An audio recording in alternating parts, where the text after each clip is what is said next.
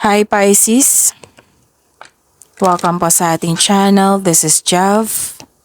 At ito ang inyong daily gabay tarot reading. Kung naka-resonate kayo, comment down. Kung hindi kayo naka-resonate, ibigay niyo po sa iba kasi general reading po ito. This is for you, Pisces.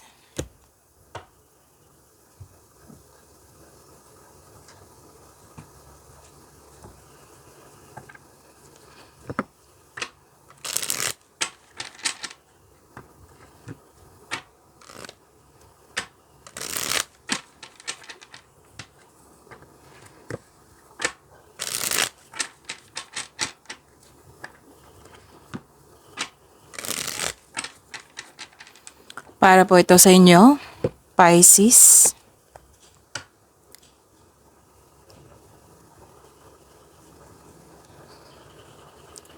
Maraming salamat po sa inyong patuloy na suporta at maraming salamat din po sa mga hindi nag-skip ng ads.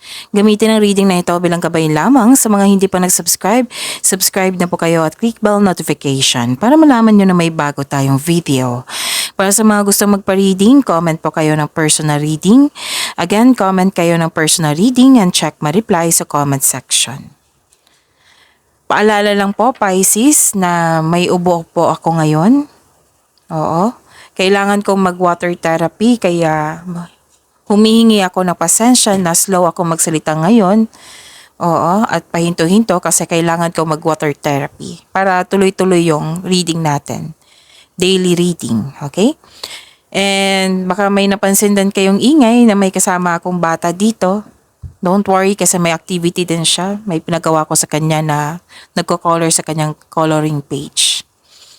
Okay? So, focus kayo sa mensahe para may makuha kayong gabay at huwag kayong mag-alala kasi nakafocus ako sa reading natin. Yun nga lang, pahinto-hinto ako kasi nag-water therapy po ako kasi kailangan po.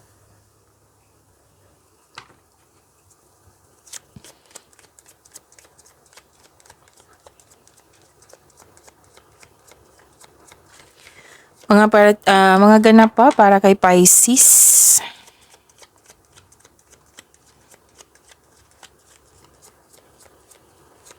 I need 3 cards po.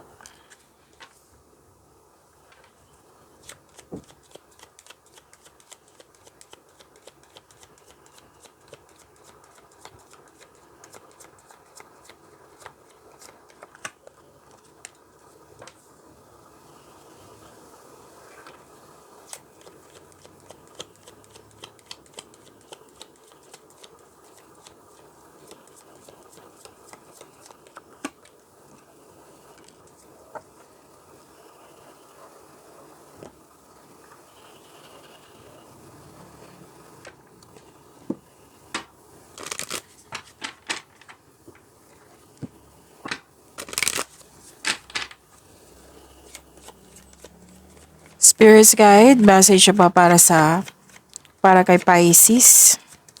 I need 2 cards po.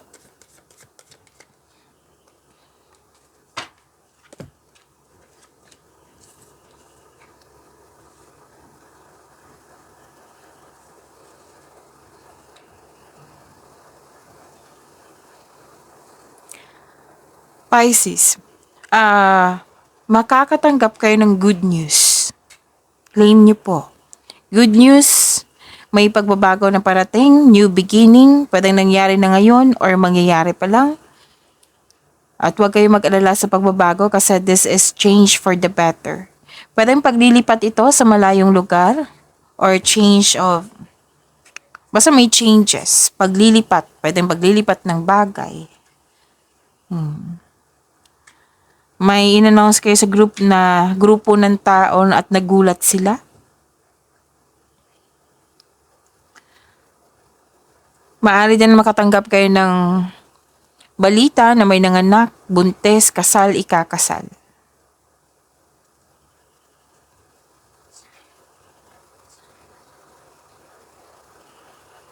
You have the power, authority, and protection. Masusunod yung gusto mo.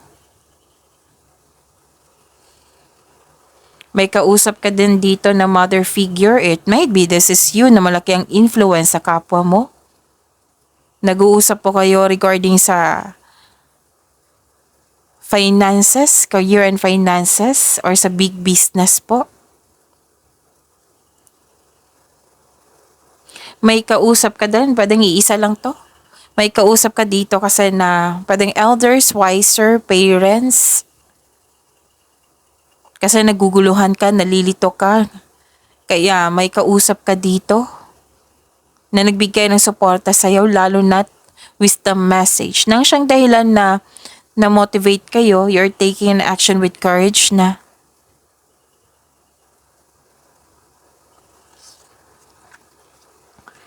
memories. Cherish memories of loved ones. May nakita ko dito na yung kung magkakaroon ng togetherness, ma-relieve yung stress mo. And invite serendipity.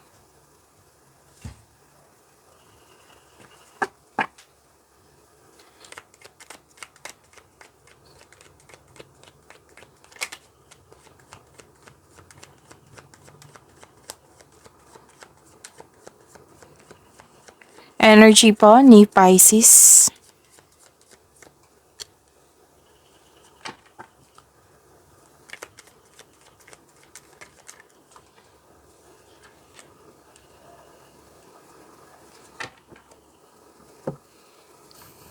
Kung may narinig kayo or may nakita kayong repeating message, yan po yung pinupush ng course nyo po.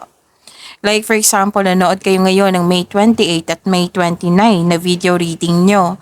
Tapos may napansin kayo na repeating message. Yan po yung pinupush ng course nyo na kailangan nyo bigyan ng atensyon, solusyon at aksyon kung maaari po. So ano yung energy ni Pisces?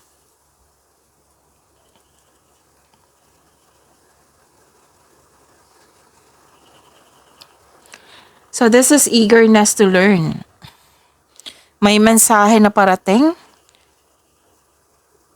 Ito yung sinabi ko sa inyo na may parating na may dumating na good news and mensahe dito na nag-clarify po. So itong dumating na mensahe, wag po daw kayo magpadalos-dalos at alamin at isipin ang susunod na hakbang. Kailangan po dito na gumawa kayo ng konkretong plano kasi ito din yung makakatulong sa pagpalakas ng yung confidence. Yes. Kung magkakaroon kayo ng konkretong plano, makakatulong po iyan sa pagkakaroon ng yung magiging mas confident kayo. Mawawala yung hesitation, doubt, fear. So, excited ka. Excited ka dito kasi yung opportunity na ito, pwedeng itong mensahe na dumating, magbibigay kasi ito ng pagyaman sa inyo sarili, sa physical man, emotional man, mental ba or spiritual. Pwede din na makapagpayaman to sa iyo, na literal sa career and money nyo. So, excited ka dito. Ang ilan sa inyo excited ka sa may coming celebration. Pwede na naghihintay kayo dito ng isang feedback na you are excited. Basta itong parating sa inyo na in-expect nyo is alam na alam mo kung ano yung dumating. Kasi excited ka eh.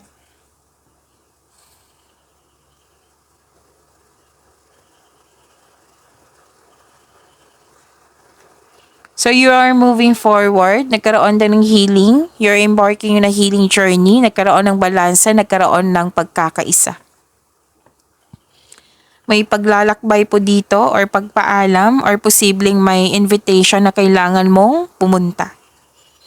So sabi ko sa inyo kanina, di ba, may paglilipat sa malayong lugar, lumabas din dito. Pwedeng relocation to, travel sa ibang lugar, lipat work, lipat bahay, or bakasyon. Actually, marami kang dalang hinanakit dito. Naghahanap ka ng solusyon sa iyong problema. So, sabi ng card dito, maging mapagpasensya. Oo, be patient, papunta ka na sa paroroonan. Excuse me. Pwede din na hindi kailangan bumiyahe.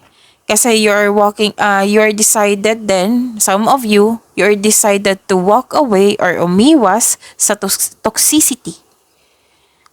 Mismo ikaw nag-decide na umiwas sa toxicity para magkaroon ng healing. Pero then, nag-vacation leave kayo ngayon para makahinga. Nag-decide kayo na mag-move on. May nag-decide din dito. May nag-decide din dito na mag-live-in or maglipat bahay para magbuo ng pamilya. May nag-decide din dito na career change.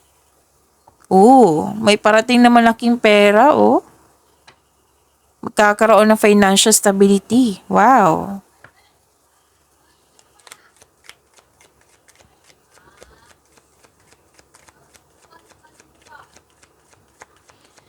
Career and money ni Pisces.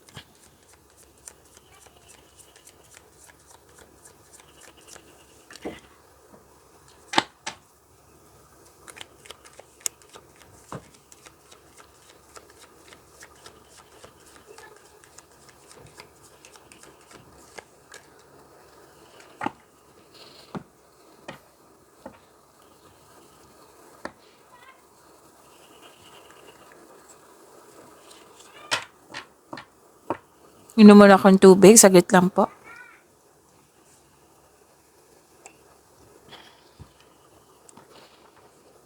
Habaan niyo po yung pasensya niyo kasi may nakikita kong delay dito sa career and money niyo po. Sabi ng card na kailangan maghintay. Instead na mainip or ma-disappoint, why not i-invite nyo? I-invite nyo. Kasi kung ma-disappoint ka or mainis, magkakaroon nyo ng blockages. Okay? So, invite nyo. Positive affirmation, kailangan yan. Darating naman to. Hindi naman yung sinabi dito na makakansela. Delay lang po. Darating din po ito. So, magtiwala. May natanggap kang opportunity, pero hindi mo tinanggap dahil sa meron kang dahilan. So, may delayed na sa hinihintay mo. May pinupush po daw kayo na situation na hindi pa dapat kasi hindi pa right time. So, sabi dito, uncomfortable kayo sa changes. Remember, this is only temporary.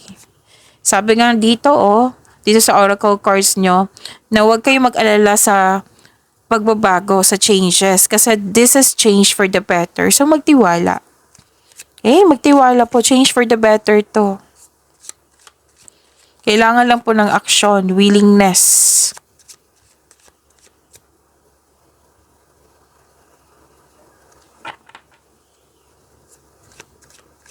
Dalawang card kasi nagsabi dito, Pisces, na you're not ready talaga sa pagbabago. Naiinip ka sa delay. Dalawang card mismo nagsabi niyan. You felt empty. May hindi ka natapos. May nakita ko dito, unfinished. Kung gagawa po kayo ng plano,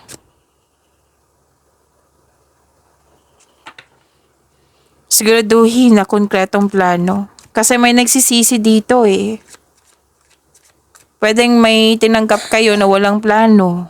Or yung plano is hindi siya konkretong plano. So, pag-iingat sa paggawa ng plano. Siguraduhin konkretong plano yan. Kasi may nakita kong pagsisisi dito. So, galingan nyo sa paggawa ng plano. Gamitin nyo yung experiences nyo, talino nyo, gather factual information. Ang sabi ng card dito, na you deserve your success.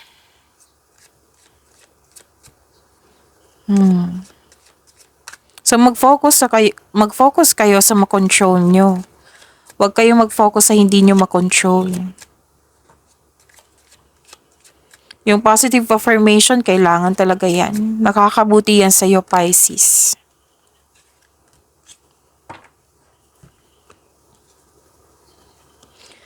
Success, panalo. Tagumpay. See that? Choosing the right direction and actively overcoming difficulties, you're on the right track. Kanina ko pa sinasabi sa inyo dito. Huwag kayong mag-alala sa pagbabago na ito kasi sinabi dito, nasa right path ka. Ma-overcome mo rin itong mga nararamdaman mo, yung concern mo sa career and money nyo. Kaya you have to focus on sa makontrol nyo. Kasabi nga ng card nyo dito kanina, you deserve your success. At lumabas to. You deserve your success. Thank you po, Spirit's Guide. So, you deserve your success. Choosing the right direction and actively overcoming difficulties. Huwag kayong mag-alala sa pagbabago. Sinabi naman dito, kanina pa, unang sinabi ko na may change for the better.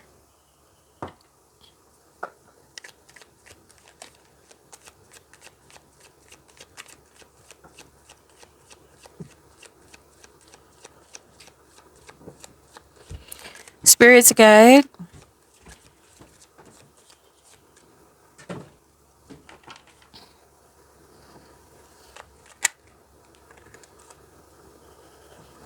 This is about your love life, self-love, partnership, and romance, Pisces.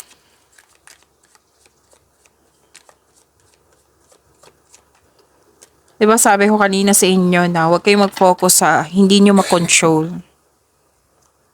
Mag-focus kayo sa makontrol. Like for example, yung concern mo dito na toxicity. Hindi mo yan makontrol kasi choice yan ng tao. Instead, na mag-focus kayo sa makontrol nyo. Which is yourself. Makokontrol mo yung sarili mo. Diba? You put limitation, boundaries. Kaya ang sabi nga dito, mag-focus kayo sa makontrol nyo. Yung nangyaring success, dyan, mag-focus kayo.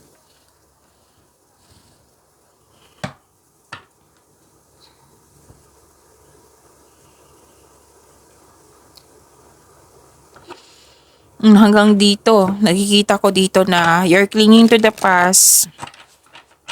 Ayaw mo sa pagbabago. Yung changes, yung mga nangyari sa nakaraan na it might be gusto mo yung nakaraan talaga. May matutunan ka dyan. Mas may matutunan ka sa pagbabago. Kasi chances to Nakikita ko dito nilalaban mo ang pagbabago. Natatakot ka sa changes, ayaw mo mag-move on. Whether single ka man, may relasyon, buhay, mag-asawa to Gusto mong bumalik sa nakaraan, na may anxiety, stress. So sabi ng card dito, magtiwala. You have to let it go. Kasi itong new beginning, it may be uncomfortable kayo, pero this card tells you na let go and trust the universe and yourself. Kumbaga, swift change brings you new beginnings. Kasi itong pagbabago na ito is an opportunity. Okay? Magbibigay yan ng opportunity sa iyo. It might be, inalis kayo dyan kasi mas nahiniling mo na gusto mo ng growth and expansion. Kaya may pagbabagong nangyari. Kung walang pagbabago, may dahilan yan. It might be it's not the time. Hindi pa oras. May mga dahilan yan. Yung pagbabago, yung delay, may mga dahilan yan.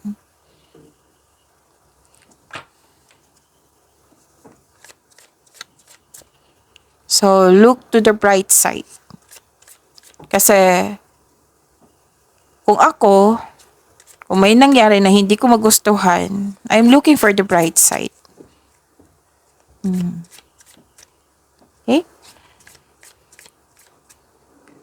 So, yun yung sinasabi ng card nyo dito. You have to embrace the changes. Sinabi nga dito na itong changes na ito para sa iyong kaunlaran.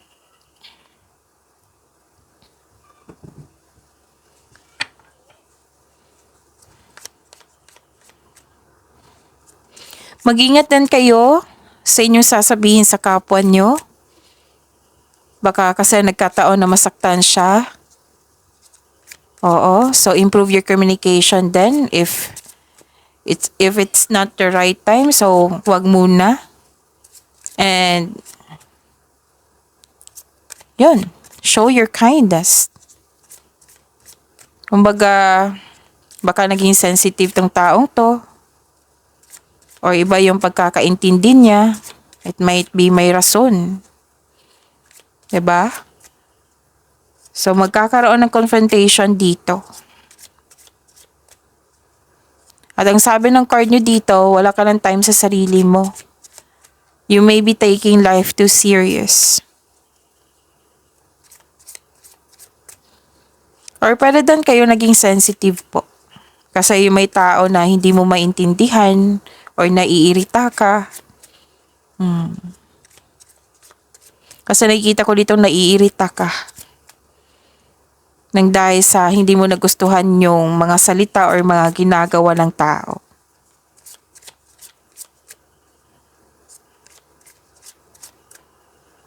So, yun ang advice ng card nyo dito na try to to communicate sa mga taong malapit sa iyo. To express yourself. Kasi gusto mo dito na magkaroon ng time yung love. You're looking for love. And some of you, hindi naman lahat. Kaya nga general reading to. So, you're looking for love. Pagmamahal ng kaibigan, pagmamahal ng partner, pagmamahal ng family. So, yun, take time sa family. Sa mga nagmamahal sa'yo. Kasi didiligan ka niya ng pagmamahal. Message po para kay Pisces. Divine timing. Trust in divine timing. The love arrives when it's meant to. Wow. Kumikilos na yung universe para maibigay yung nakatadhana sa iyo. Whether partner ba to or magiging malapit mong kaibigan or isang tao na magbibigay sa iyo ng peace and happiness. See that? Yan yung sabi ko sa inyo. You're looking for love. So, yun. Pagyamanin niyo po yung blessings na binigay sa inyo. See you tomorrow, Pisces. Maraming salamat po.